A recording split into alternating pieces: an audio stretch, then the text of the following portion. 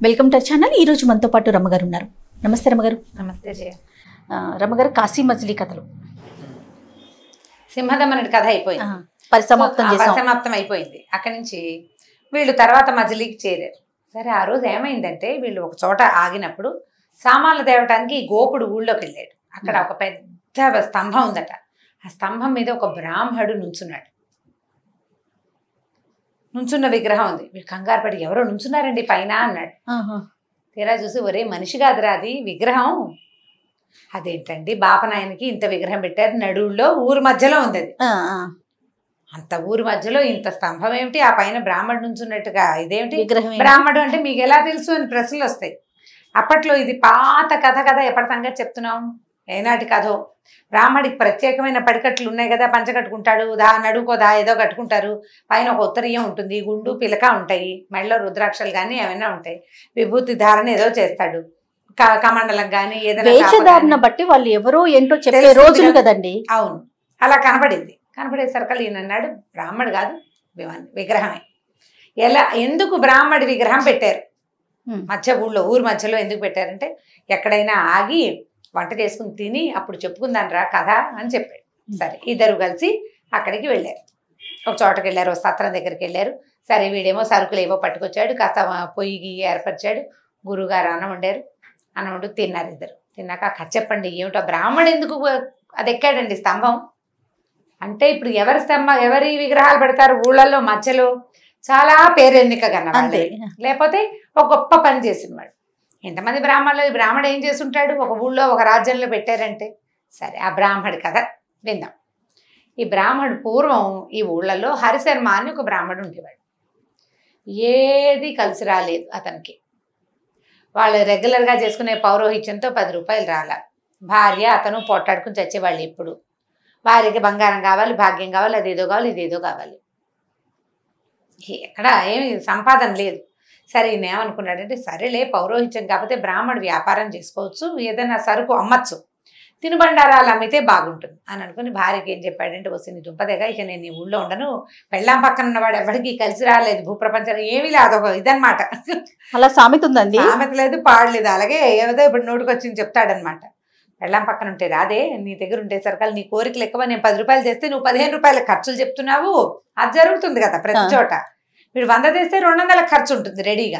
అందుకని ఓ పని చెయ్యి, చక్కగా మంచి నెయ్యి పోసి అరిసెలు వండిపో.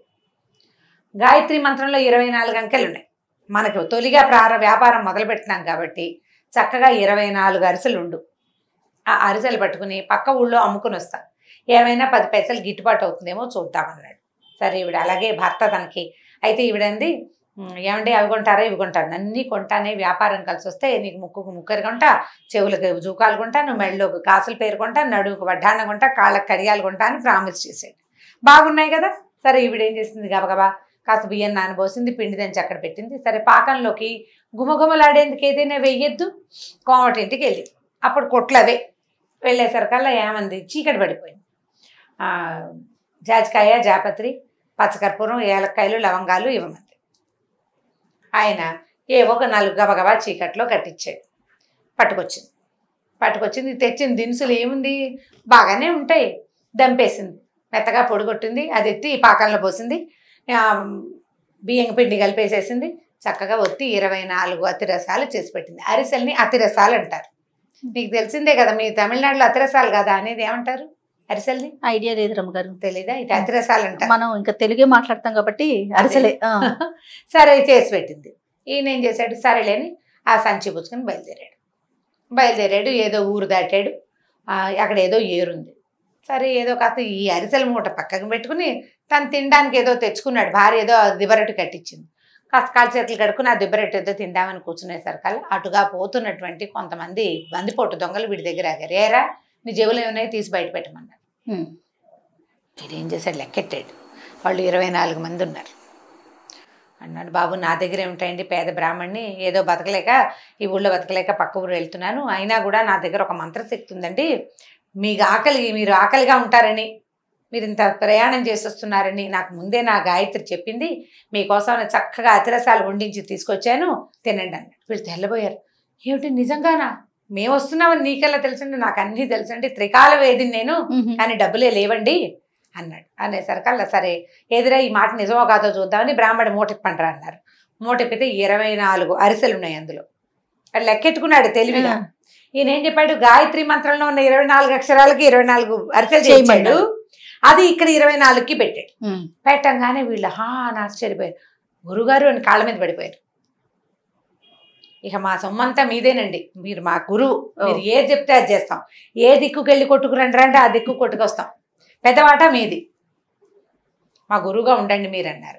అలాగే అరిసెలు తినండి అన్నాడు. పోయిన 20 డబ్బులన్నీ పోయిన పోతూ పోతూ వీళ్ళు 24 నాణ్యాలైనా చేతిలో పెట్టకపోతారా అని తినమన్నాడు. అందరూ తిన్నారు, కాసిన మంచినీళ్ళు తాగారు, విశ్రాంతి తీసుకుంటామని పడుకున్నారు. ఇక పడుకున్న వాళ్ళు అంతే, జయ పరమేశ్వర, ఒక్కడు లేవల. 24 మంది. ఏం చేసింది వీళ్ళ ఆవిడ, జాజికాయ జాపత్రి ఏలకాయ లవంగం అని పోయి అడిగిందే. అతను ఏం చేశాడు, వసనాభి అనే ఒక మందు ఉంటుంది, అది విషం, పొరపాటున అది కూడా కట్టించేసాడు. నాభి, బాగా కడుపులో నొప్పి వచ్చిన వాళ్ళకి నాభి ఇస్తారు, ఎంత సూది మోన పొడిచినంత మందు కడుపులో ఉన్న విషాన్ని హరిస్తుందని, విషమే అంతే మందు. నాభి కనుక ఇది ఎక్కువైందో మోతాదు పోతారు. తీవ్రమైన కడుపు నొప్పుల్లో ఇచ్చే మందు అనమాట. ఎక్కువ తీసుకుంటే గోవిందోహరి. పుచ్చుకున్నారు వీళ్ళు. ఏం చేశారు, 20 శుభ్రంగా తినేసారు. అరిసెంటే ఇంత అంతా కదా, బాగా ఆ మాత్రం ఉన్నాయి. నెయ్యి కూడా పోసేసరికల్లా చక్కగా ఘనంగా పడింది పొట్టలో. మంచినీళ్ళు తాగారు. ఒక అరిసి తిని నీళ్ళు తాగితే 1 గంట 2 గంటల ఆకలి మనకైనా అంతే కదా. ఇక పడుకున్న వాళ్ళు పడుకున్నట్టే చొప్ప కట్టల్లాగా పడిపోయారు. చూస్తే లేవల. ఇదేమిటి వీళ్ళు ఎందుకు లేవలేదో ఈయనకు అర్థం కాల. కానీ ఏమనిపించిందంటే చచ్చిపోయారని తెలిసింది. మరణించిన సంగతి తెలుసుకోగలుగుతాడు కదా. సరే ఏమనుకున్నాడు, అటు ఇటు చూస్తే వాళ్ళవి బోల్డ్ అన్ని సామాన్లు, అంతా డబ్బే, బోల్డ్ నగలు ఎక్కడి నుంచి కొట్టుకొచ్చారో మొత్తం అన్నీ మూట తీర్చాడు. 24 మంది దగ్గర కత్తులున్నాయి. 24 కత్తులు ఆ దగ్గర పెట్టాడు. వాటిలో ఓ కత్తి పుచ్చుకుని పహరా తిరగడం మొదలుపెట్టాడు. ఇంతలో దూరం నుంచి గుర్రపు డెక్కల చప్పుడు వినపడింది. వినపడి వాళ్ళు ఎవరో కేకలు పెట్టుకుంటూ వస్తున్నారు. దగ్గరకు వచ్చేసరికల్లా ఈ గుర్రాలు, వీళ్ళ 24 గుర్రాలు, 24 శవాలు, ఇంత డబ్బుల ధనపరాశులు, అక్కడ ఉంచున్న బ్రాహ్మడు కత్తుచ్చుకుని ఉంచున్నవాడు కనపడ్డాడు. కనపడేసరికి వాళ్ళ దగ్గరకు వచ్చారు. ఎవరండి ఏమిటండి అంటే 24 మంది ఉన్నారు, లెక్క పెట్టుకోండి, బందిపోటు దొంగలు, వీళ్ళందరినీ నేను చంపేశాను అన్నాడు. అనేసరికి సైనికులు ఆశ్చర్యపోయారు. ఏం చూస్తే ఒక ముక్కలు బ్రాహ్మడిలాగా ఉన్నాడు, డొక్కులాగా, వీడెలా చంపుతాడు, పైగా ఏదో కత్తో కఠారో వాడాడంటే ఎవరి ఒంటి మీద రక్తపు చుక్కలు లేవు, చొప్పకట్టల్లా ఎక్కడ ఉన్న వాళ్ళు అక్కడ పడిపోయి ఉన్నారు. సరే వీళ్ళు ఏమనుకున్నారు, చూస్తే అందరూ చచ్చిపోయారు, రాజుగారి సొమ్మంతా ఇక్కడే ఉంది. వాళ్ళు రాజుగారు ధనాగారం కొల్లగొట్టి వచ్చారు. వాళ్ళని వెతుకుంటూనే వీళ్ళు వచ్చారు. వచ్చేసరికి సరే ఏం చేశారు, చకచక ఈ శవాలన్నీ తీసుకుపోయారు. ఆ ధనపరాశంతా మోసుకెళ్ళారు. ఈయన్ని కూడా ఓ పలకి తెచ్చి ఎక్కండి అయ్యగారు అని ఈయన్ని ఎక్కించి తీసుకుపోయారు. రాజుగారి దగ్గరికి వెళ్ళేసరికి ఆయన అన్నాడు, అయ్యండి మీరు ఇది ఎలా చేశారంటే, నా దగ్గర ఒక శక్తి ఉంది, నేను యుక్తితో చేస్తాను ఏ పనులైనా, డామ్ డూమ్ డుస్కని బోర్డు చెప్పాడు. చెప్పేసరికి రాజుగారు ఎంతో ఆశ్చర్యపోయాడు. మీకు ఇంతమంది సైనికులు ఉన్నారు, ఎందుకండి వీళ్ళంతా వృధా, సగం మందిని తీసేసి వాళ్ళ జీతం నాకు ఇవ్వండి, వాళ్ళ పని నేనే చేస్తానన్నాడు. అనగానే రాజుగారు ఈ పోయిన ముల్లె అంతా పూచిక పూలతో సహా వెనక్కి వచ్చేసింది. అతను ఒక్క రూపాయి కూడా తీసుకోలే హరిశర్మ, మొత్తం అంతా అక్కడే ఉంది. దాంతో రాజు నమ్మేశాడు. ఇంతంత బలాఢ్యులైన బందిపోటుల్ని, దొంగల్ని ఇలా సాధారణంగా కనపడేటువంటి ఒక బాపనైన ఏ కత్తి కఠారు వాడకుండా ఇలా చంపేశాడంటే ఇతను ఎంత శక్తిమంతుడు. పైగా డబ్బు మీద ఆశ లేదు ఇతనికి. అది ఊహించుకుని ఆయన ఏం చేశాడు, అయ్యో అలాగేనండి మీరు మానవ తీసేయమంటే తీసి పారేస్తానని కొంతమంది సైనికులు తీసి పారేశాడు. వాళ్ళందరి జీతం ఈయనకి ఇవ్వడం మొదలుపెట్టాడు.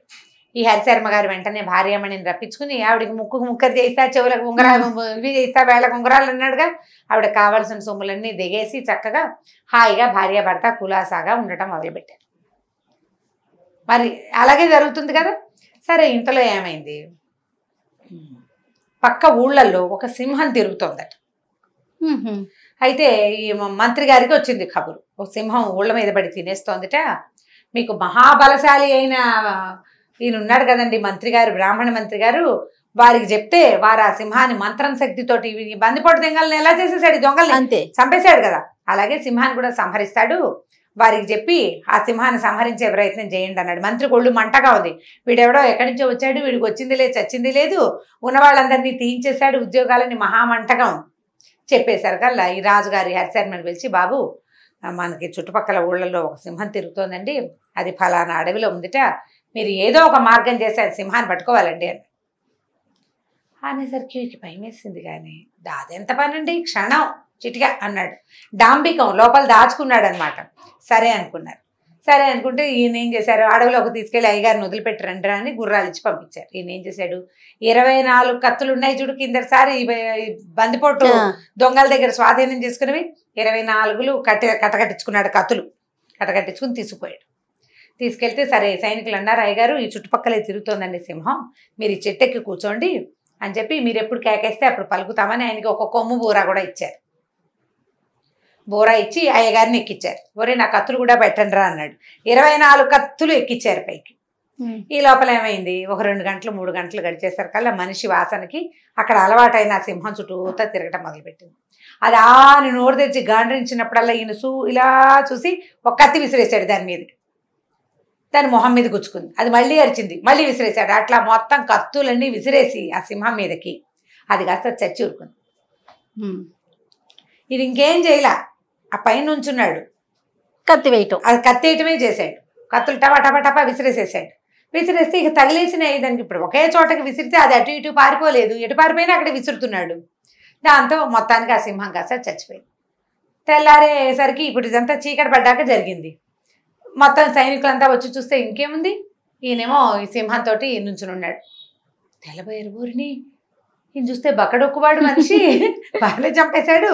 కత్తులన్నీ గుచ్చుకుని సింహం చచ్చిపడి ఉంది. ఈయన వీరంగం వేస్తున్నాడు దాని పక్కన. రాజుగారు ఆశ్చర్యపోయాడు. అమ్మ బాబోయ్, ఈయనకి ఎంత శక్తి ఉంది, ఎంత గొప్పవాడు అనేసరికి ఈయన మళ్ళీ అన్నాడు, 2 లక్షల సైన్యం ఉంది మీ దగ్గర, ఎందుకండి 1 లక్ష మందిని తీసేయండి, మళ్ళీ తీసేయండి అన్నాడు. అనేసరికల్లా సైన్యం కూడా తీసేసాడు. ఆ డబ్బులన్నీ ఈయనకే ఇవ్వడం మొదలుపెట్టారు.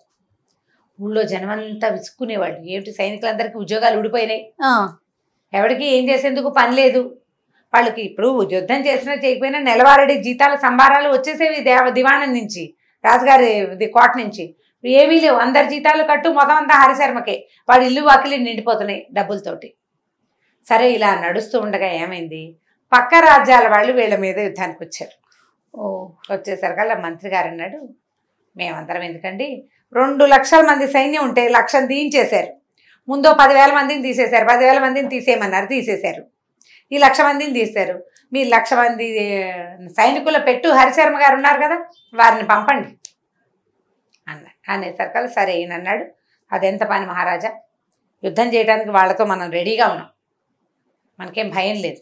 కాకపోతే మీరు ఒక్క పని చేయండి, ఎక్కడైతే యుద్ధానికి పెడతామో అక్కడ ఒక అగట్ట లాంటిది, ఒక దాన్ని ఒక కందకం లాంటిది తవ్వించింది. అగట్ట అనకూడదు, కందకం అంటే ఇప్పుడు మన దీన్ని ఏదో అంటారు కదా, దాక్కుంటారు కదా, బంకర్లు, అలాంటిది ఒకటి తవ్వించండి నాకని చెప్పాడు. చెప్పేసరికల్లా సరే అన్నాడు. ఈయన కొద్ది రోజుల ముందు సింహాన్ని చంపాడు కదా, సింహం చర్మం ఒలిపించి నాకు ఇవ్వమని అడిగి తీసుకున్నాడు. అప్పుడే ఆ సింహం చర్మం చేత్తో పుచ్చుకుని ఈయన వచ్చి కందకంలో కూర్చున్నాడు. అవతల సైనికులందరూ మోహరించి సిద్ధంగా ఉన్నారు.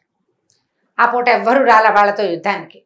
బాగా చీకటి పడ్డాక ఇతను ఏం చేశాడు, ఈ కందకంలోంచి లేచి అవతల రాజ్యం వాళ్ళకి బోళ్ళని ఏనుగులు ఉన్నాయి. ఏనుగులు ఉండేసరికల్లా ఈ ఏనుగులకి సింహం వాసన వచ్చినా భయపడతాయి అవి. ఈ సింహంతో తోలు ఉంది కదా ఇతని దగ్గర, సింహపు చర్మం అంటే కొంచెం ముందు జూలు అన్ని అలా ఒలుస్తారు కదా, దాన్ని కాస్త ఎత్తి ఆ ఏనుగుల మీదకి విసిరేసాడు. ఇక సింహం వాసన వచ్చేసరికల్లా పైగా యుద్ధ గజాలకి అట్టే తిండి పెట్టరు, యుద్ధం చేయాలి కదా, అవి తక్కువ లిమిటెడ్గా పెడతారు, అవి ఆహారం తక్కువగా ఉండి విసగటగా ఉంటాయి.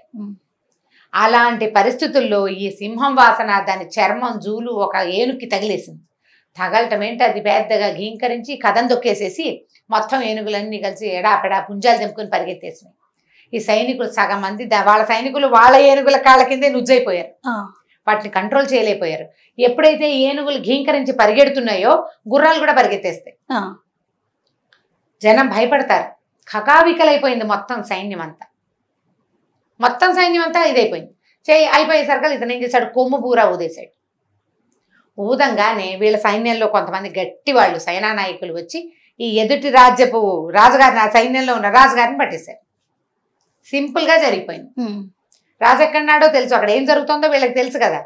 రాజుగారు ఆ గుడారంలో ఉన్నాడు, పట్టుకొని రా అన్నాడు. వెళ్ళిపోయి గుడారం దగ్గర పట్టేశారు. పట్టేసేసరికి ఈ రాజుగారు ఆశ్చర్యపోయాడు.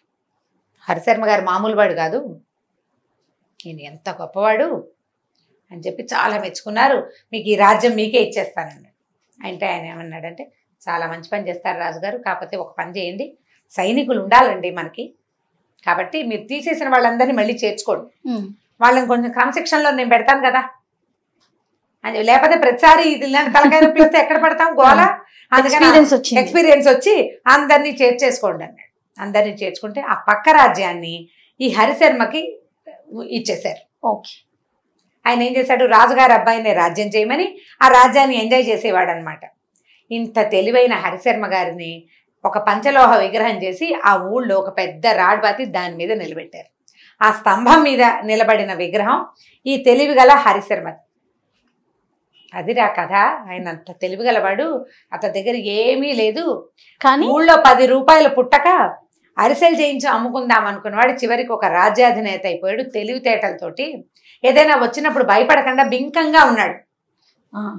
ప్రాణాల మీదకి వచ్చినా కూడా బెంబేలెత్తిపోయి కంగారు పడి కాలు తొక్కోకుండా బింకంగా ఉండి నాకు అన్నీ వచ్చని నేను చేయగలనని అవతల వాళ్ళని మోసం చేసిన సంగతి అయినా పని అయింది కదా. దీనివల్ల అతను చేసిన అన్యాయం ఏమీ లేదు. అంత గొప్ప పేరు వచ్చిన హరిశర్మ విగ్రహమే ఇక్కడ పెట్టారని చెప్పాడు. తర్వాత మధ్యలో కథని వచ్చే వారం మళ్ళీ చెప్పుకుందాం. ఇక్కడికి మీ సస్పెన్స్ కథలు అయిపోయినాయి.